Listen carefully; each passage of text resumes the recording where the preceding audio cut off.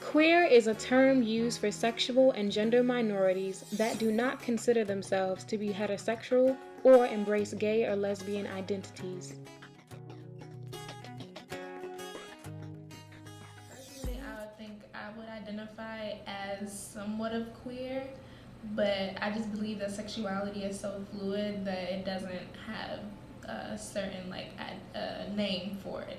Okay. Like heterosexual, homosexual, queer, bisexual. I just feel like those are constraints put on people to put them in boxes, which I don't necessarily believe in with sexual expression. Is this a definition you've come to form on your own, or have you followed a set structure or a theorist of? Definitely theorists, definitely the Women's Center here at Spelman College has helped guided me in my own coming to know myself. My Black feminist thought is deeply rooted in my sexuality, in my humanity, and me being a Black woman. So I've definitely been guided in learning how to articulate it.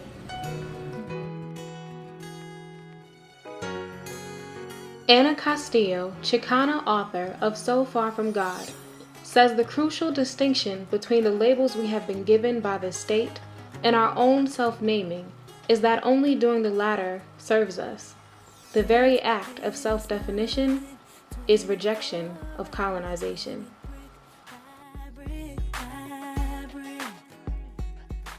Definitely being a Black woman, I feel like even getting the number one top education in HBCU land at Spelman College, I still feel like in a patriarchal, heteronormative society that I am oppressed. I'm at the bottom of the totem pole in statistics.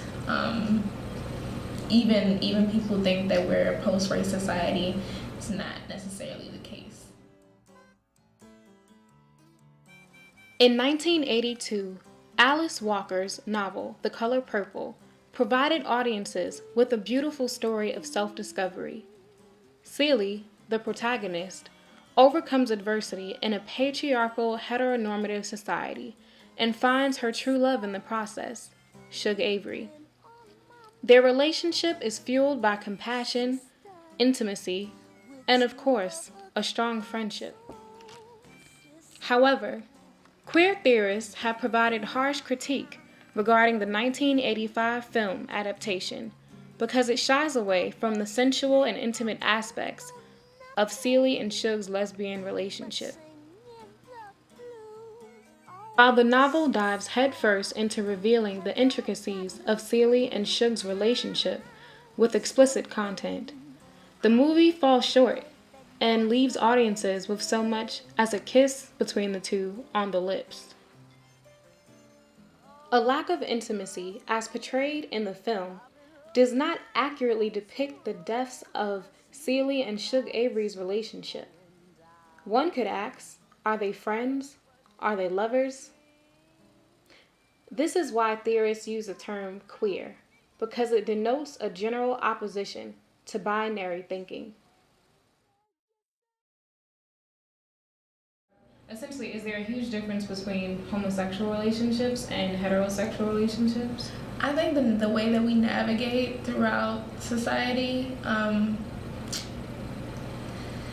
identity has, I guess, made us more aware of things.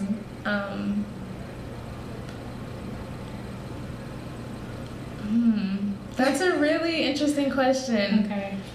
I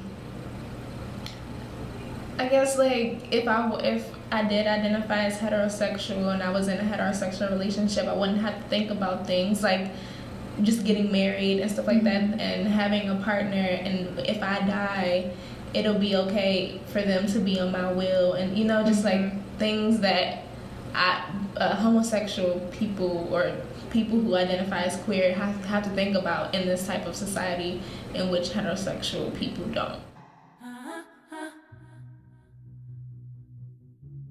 A lot of my relationships with women are very intimate because I grew up with very strong women in my household. So they're